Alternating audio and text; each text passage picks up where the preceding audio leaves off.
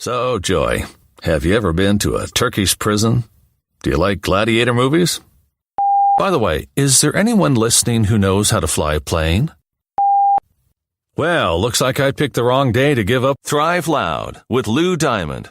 That and sniffing glue. Not that there's a difference. A third of the people love you, a third don't care about you, and a third hate you.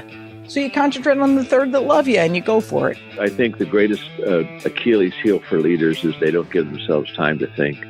So my journey is one of those, there are a lot of detours. There's a lot of going off on the side roads. Thrive Out listeners, you're in for a treat. We're here with Jamal Mashburn, Jesse Itzler, the John Maxwell, Jackie the Joke Man Martling, New York Rangers great Mike Richter, Lisa Lampanelli, Mary Carrillo. Oh, how nice. I'm actually going through the practice of being an entrepreneur.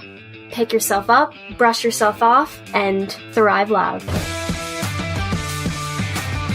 Get ready to thrive loud with Lou Diamond. I love it. Welcome, everyone, to another episode of Thrive Loud with Lou Diamond, connecting you to the most inspiring and amazing people that are thriving each and every day. I'm your host, Lou Diamond. Today on Thrive Loud, we have a speaker, consultant, and professional bass player who offers a unique approach to accomplishing more productivity in the workplace. As an accomplished musician, creativity, innovation, and peak performance are part of his world. This gentleman leverages these principles to give your business the edge needed to succeed in a highly competitive workplace. He's a member of the National Speaker Association, the author of Culture is the Bass, and the soon-to-be-released book, Workplace Jazz. Thrive Loud listeners, coming from just outside of Mobile, Alabama, Gerald Leonard. Gerald, how are you today? I'm fine. How are you? I'm doing great. I got the pleasure of meeting Gerald at the National Publicity Summit in New York City. And it's a pretty crazy event, and it's an opportunity for great thought leaders to meet with lots of different media folks. And I had a line that just kept stretching out, but I kind of pulled Gerald right in and said, "You're done. I want you." Because he's authentic. He's got a great balance and mission. And I think you're going to love what you hear today. So I'm going to stop talking, pass the baton over to you. Let's just say it's a jazz session and I'm giving you the chance to do a little solo. Okay. So if you could share with the listeners a little bit about your story and the thing you focused on, because this is a unique approach on the mindset and the way people can work together to get the best performance. Right. Well, I started off as a musician, and I went to Central State University and then to Cincinnati Conservatory, where I studied classical and jazz bass, 4 years undergrad and 2 years of doing my master's. And it was during that time that I had the experience of performing with a really high level. In fact, the conductor had just stepped down from the Los Angeles Symphony as a conductor there and became a conductor because he really wanted to work with young students again. And he took us to Carnegie Hall, which was an amazing experience performing at such a prestigious area. And besides that, I was also performing and working with my teacher, who was a bassist and composer for the Cincinnati Symphony, who was a classical and jazz bass player. And so I was able to do a lot of different shows in college and afterwards with just jazz performing, shows, nightclubs, and things like that. Went to New York and stayed in New York for about 14 years. From there, I studied with his teacher, a gentleman named David Walter at Juilliard for a year, doing professional studies, and worked in the New York scene, playing music. I did some ministry work there as well, and but also playing music with a band that we did concerts at the Madison Square Garden and Boston Garden and some other places. And once I had my kids, I wanted to get away from being on the road all the time. And so I decided to come out of music full time. I come out of the ministry full time as well, and really just kind of focus on raising my kids because I really wanted to be there for them. I saw a number of situations where some friends who were on the road as musicians made some bad decisions, and I was there, and I really wanted to make sure my kids I was around. So I ended up getting into IT, and it was at a time where if you could spell IT, they needed you. So I was very lucky. And, you know, I'm big on education. I'm big on being a lifelong learner. And I love to read and I love to take classes and learn. And you can probably find me reading 3 or 4 books at a time, taking 2 or 3 classes at a time, even to this day. And I realized that going after certifications was the route. So I started going down that route of taking certifications. And lo and behold, I ended up with, you know, a ton of Microsoft certifications and other things. The next thing I know, I'm working for a consulting firm, consulting for major corporations. And that's when I started seeing this unique thing that happened because of my background as a musician, working with orchestras and with small jazz ensembles, and then working as a business consultant and working with larger teams and smaller teams, that I started seeing the unique process that happens when musicians get together and they're playing. I mean, you're helping each other, you're soloing, you're going down this journey of expressing this music, and really for music to sound really great, each person has to perform as one. It can't be that you're playing one thing and somebody else is playing something else. You really have to be in tune and listening to each other, working together, very tight-knit, and it becomes a spiritual experience. Well, lo and behold, I started experiencing that in the business world when I worked in small teams that really gelled and was really getting great work done. That there was that same level of cohesion and performance and insight. And it really just took off. And it was later on, as my kids grew up, who also got into music, that I began to kind of experiment with that. And that became the birth of my first book, which was Culture is the Base. And it's all about, you know, the bass being the foundation, and how great music always has great bass lines, and how great companies and great companies always have great culture. And so that's a little bit about my story and how I got to where I'm at. Gerald, I like this. You just brought me back to a very early learning session that I went through when I initially entered the workforce. And to give you an idea where the transformation has changed, I'll be fast in this version of it. It was in a big consulting firm, and they're talking about a lot of the corporate culture. And this is at the late 80s, early 90s. And they were giving this message that the organization kind of works like an orchestra does. And in the sense that there was a leader as the CEO who was the conductor, if you would. And then there were all these different components of the business and the different areas. And it was a nice analogy, but I was sitting next to someone who happened to be a jazz performer. And this particular individual looked at me afterwards and goes, I don't really think that's how businesses and teams really work in the way that he communicated. I ended up seeing that individual maybe, 15 years later. We were talking about the evolution of business today. And in the gig economy, so to speak, and the gig could be a perfect word, and the way that teams need to be more flexible and speed, his example was more of a jazz piece. And we spoke about that very piece, that the ability to highlight certain skills and get those skills out of the unique talents and that authenticness of each individual is what makes it a masterful performance.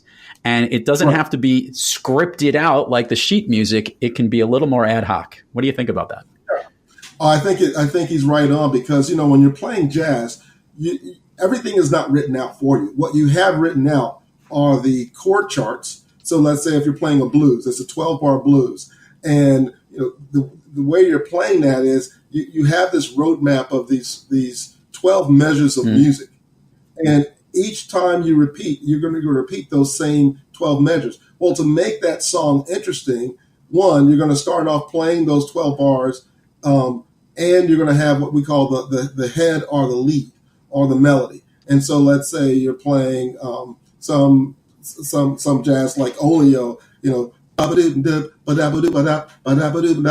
so, you hear this jazz rhythm going along, and then next thing happens is one of the musicians begins to solo.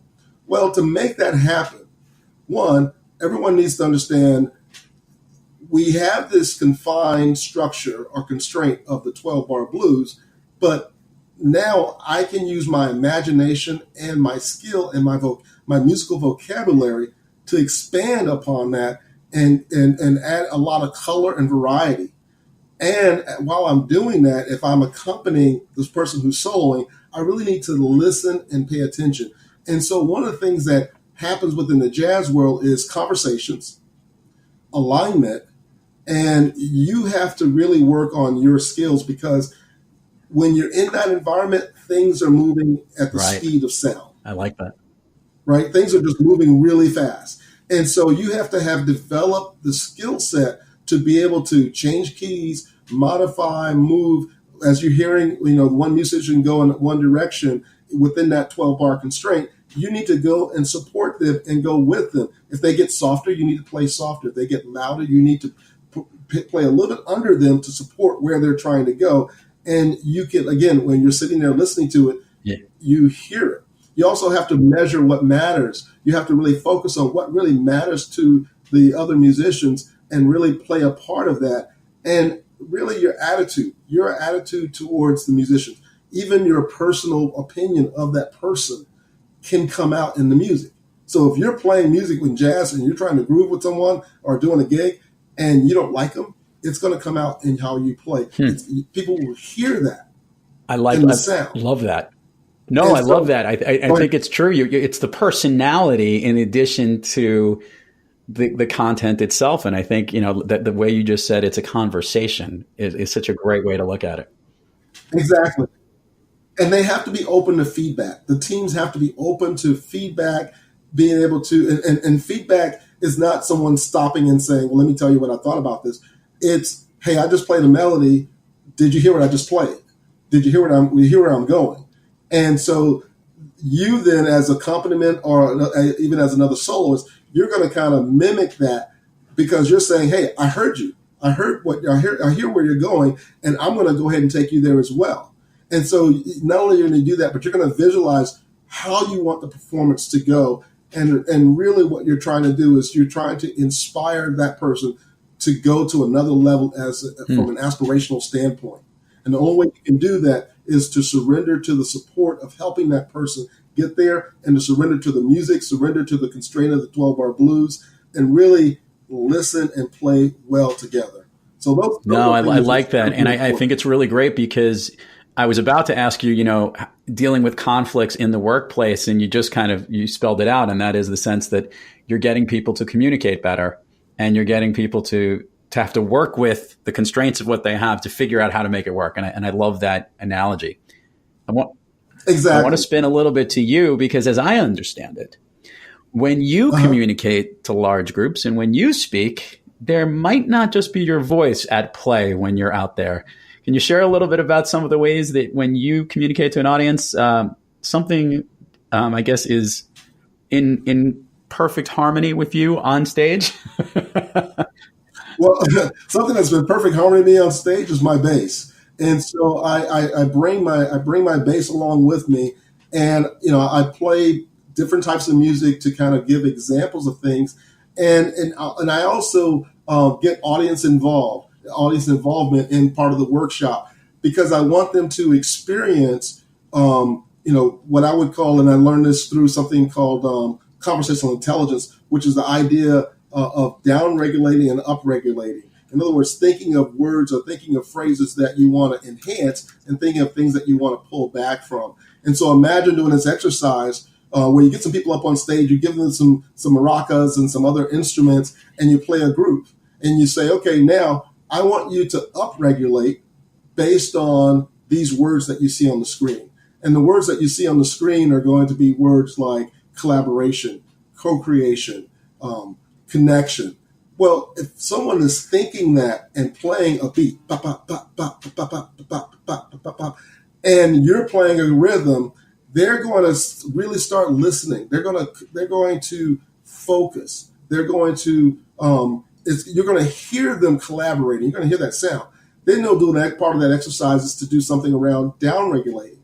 Well, down-regulating is words that are not so helpful, and you will hear that as well, where you'll look and see the word judging, or you hear the word critical. So imagine playing this beat, and someone's playing along their bass line, boom, boom, boom, boom, boom, and now you got to play with a critical attitude. Well, you're not going to play in a way that's going to support that person, and it happens in music, but it also happens in a big time in business. But in music, you hear it right away. In business, you see it at the quarterly report. You hear it at the bottom line of the financials. You hear it when the project doesn't go well or the project gets sabotaged. That then it's too late, because now the impact of that downregulating of that critical nature has an impact. And so I take companies through that in my presentations to show them the impact. In music, we can immediately hear it. In business, sometimes we don't hear it until it's too late. We are here with Gerald Leonard, and we're jazzing it up and having a lot of fun as we do it. I wanted to ask this more of a personal question here, and that has to do with, do you miss performing as often as you used to? I know you still perform, but in the frequency that you used to do it as a younger man versus the work you're doing now? I do not. Because for me, the work that I'm doing is just as fulfilling as performing.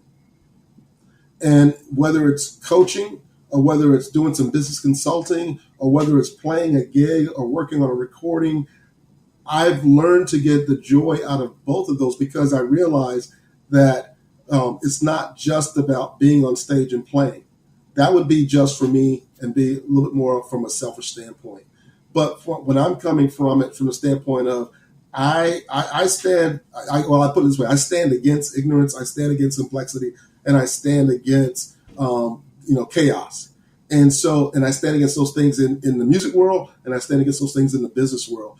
And so for me, to be in an environment where I can help an organization or help an individual enhance their expertise, simplify and streamline their life, and develop processes that's going to take them and maximize their outcome, I can do that on the bandstand with the group, or I can do that in the boardroom, or I can do that with one-on-one coaching. And a lot of that has to do with the neuroscience of basically even how our brains work and how our brains work together. And it really it's something that I turned deliberate practice. And it's really not something that I've turned deliberate practice. And in fact, I was thinking about this, and I think I talk about it in my TEDx talk, where I give this quote about the American Psychological Association, where they say that when a person focuses, whether it's in music or in business, deliberately practicing a skill, when they do that, that individual, and they're repeating that activity, they're repeating it with the mindset of performing and improving. The claim of that deliberate framework is that such behavior is necessary to go to that next level. And so one of the things I strive to do, whether it's, again, as a musician or as a business consultant, is to get people to practice their skill, to deliberately practice, whether it's presenting, whether it's writing, whether it's coding, whatever that is that they're doing, that if they deliberately focus on it, they're going to enhance their neurological pathways and network and their own abilities. And music, obviously, you can see the end game of that. But in business, you can also see this end game. And I really totally enjoy both of those. Gerald, I was going to ask this question because I love music, and I have a son who plays the guitar. He's very adept at it.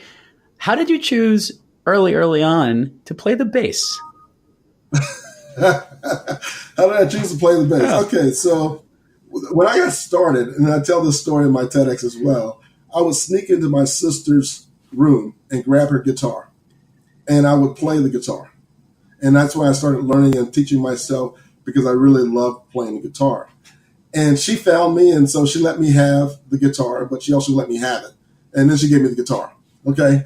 And so I kept playing and practicing, and I wanted to join a band and with some friends. Now, one of my friends had been playing the guitar for a lot longer than I did. So this guy was playing Jimi Hendrix, and he was like the creme de la creme at like 13, 14 years old. He was like smoking. He was doing great. And I realized I'm never going to get there that quickly because of where this guy's at. And so I turned and started playing the bass. And what I realized is I had to practice differently. And that's when a lot of that deliberate practice came in, where I really started listening to music a lot more, listening to the bass players, and just began to fall in love with the whole idea of playing that supportive role, and that I could really stand out playing that supportive role by keeping the bass, keeping the foundation of the groove going with the drummer, and letting my friend, the guitar player, who was a phenomenal guitar player, but we were able to help each other grow and finally get to the point where we were even playing at the same level on our respective instruments. And so that's how it really got started. Is I found myself outmatched and started playing the bass to support my friend, and really found my own voice within me. I love that, and thanks for sharing that part of the story, because it is always interesting. I've always looked, I go, how did the bass guy figure it out? I got the guitar guy, I got the keyboard person, and possibly the drummer, maybe the vocalist, but the bass one, how did that happen? It's like someone else was better than I was, but I picked it up and owned it. There are some people who gravitate towards it right off the bat, and it's like, that's what I want to play. And that wasn't me. I really wanted to play the guitar, but because of where my friend was at and where I was at, I realized I was never going to catch him at that time. And then once I started playing the bass and really studying it and looking at all the various bass players, Jaco Pastorius, Stanley Clarke, Marcus Miller, Victor Wooten, Gerald Veasley, all these different guys that are out there at the top of their game. When I started looking at what they were doing, I thought, wow, this instrument has a lot to say. And there's a lot going on with it. And it's something to be appreciated. Gerald, I ask most of the guests on this program this question, so I'm curious to know where this goes, but might have an inkling. When you're having an off day and you're not truly on your game, and as I like to say, you're having trouble thriving, who or what practice do you seek to help get yourself back on the thriving track? Okay. What I try to do is balance my day. For lunch, instead of eating at my desk, a lot of times I work from home, or if I'm out on the road, I try to take a walk, because sometimes just getting outside and taking a 30-minute walk helps me get perspective. There's something else that I do that I also teach some courses on, called brain gyms. And there are neurological movements, they're physical movements that you do with your body that literally can just re-energize your brain without coffee. So it's almost like waking up in the morning and having this espresso, but you didn't have to drink anything. And it's literally using your brain, using your body, and the way you move, the way you breathe, the way you stimulate what they call the meridian line, your energy system, that can basically wake you up and get you out of that funk. But I think balancing my day, and also what I'll do is I constantly track lists of activities that I'm working on. And instead of trying to manage the time, like, from this hour to that hour, I'm going to do this, I try to manage the priorities. What are the key priorities I have to get done today? And it may be none that I actually have to get done that day, or maybe one or two that must get done. And so if I can focus on my priorities and get those done, even if I have a list of 20 other things, I feel like I've made progress. But I do break up my day to do some meditation, some prayer, in my own way of getting close to God and for myself, but also just getting out and having time to reflect, and then doing these things called, like, what I call brain gyms. And then if it gets really bad, I just grab my bass and play for a few minutes, and I'm back. I love it. The well-roundedness is too. By the way, I do the walk also. The movement thing is a big one. It kind of moves your state of mind. So I'm totally with you on that. Gerald, exactly. Let's do the admin part of the show here. Share with all the listeners all the places people can find you, websites, your books, social media links, everything. We will put it all in the show notes, but it always comes better when they hear from you. Okay, so one of the main places you can go is to GeraldJLeonard.com. That's my website, and you can find articles, you can find blog posts, you can find a number of different things on there about me, and also you can go to LinkedIn. If you look up Gerald J. Leonard on LinkedIn or on Facebook, there's Gerald J. Leonard. I have a Facebook page and I have a thriving community there. I have a couple of Twitter accounts, but I would say Facebook and LinkedIn are my main areas. My book is called Culture is the Base. You can find that on Amazon.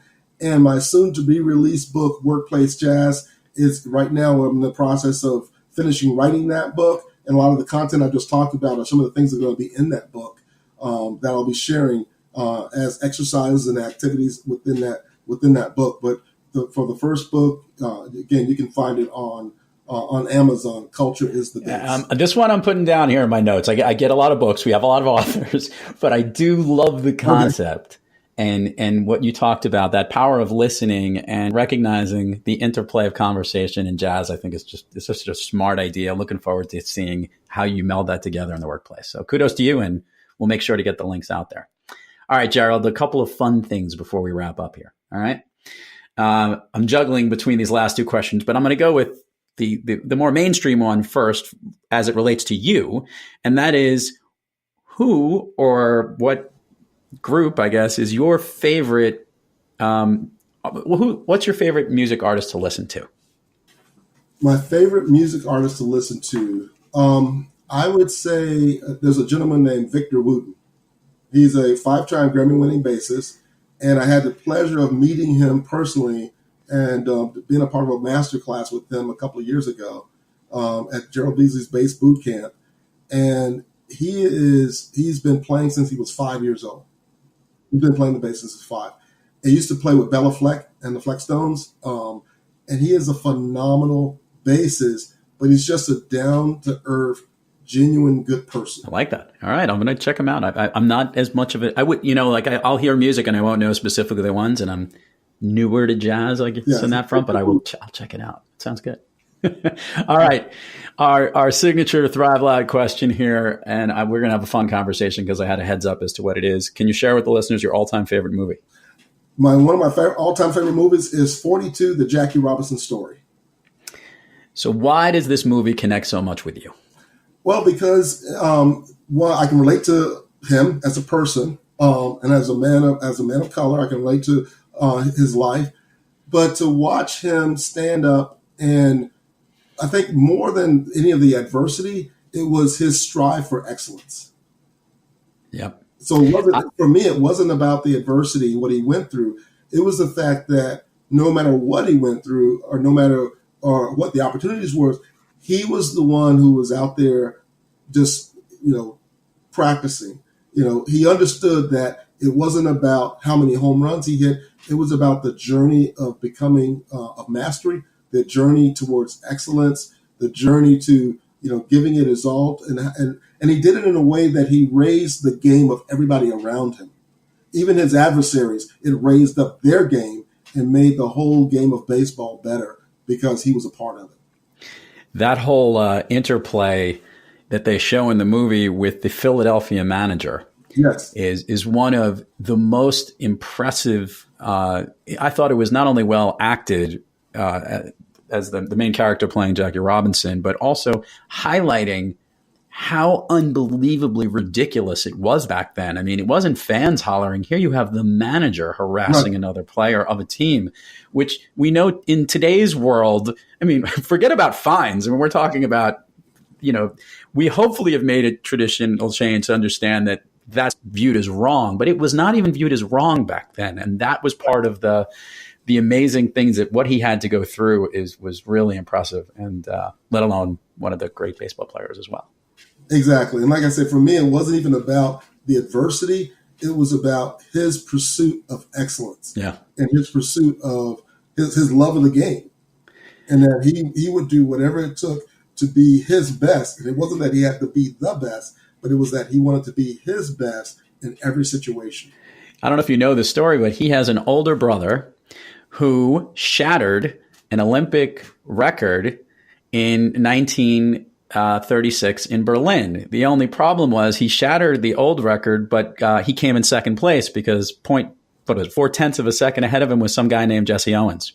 So, right. So this poor guy was second in his family and obviously in the Olympics as well. So just kind of an interesting story. I can't catch a break, right? Oh, totally. Gerald Leonard, thank you so much for coming on Thrive Loud today. Thanks for sharing everything, bringing your music and how important it is to listen, but also work together. I think this is a great message, and I hope our community appreciated having you on today. Thank you very much. I'm glad to be here. And to all the Thrive Lab listeners out there, thank you for joining us. And until next time, keep thriving onward and upward. And remember, be brief, be bright, be gone. You've been listening to Thrive Loud with your host, Lou Diamond. Make sure to subscribe on iTunes, Overcast, or wherever you get your podcasts. And follow us on Twitter, Facebook, and Instagram at Thrive Loud. Or find us on the web at thriveloud.com.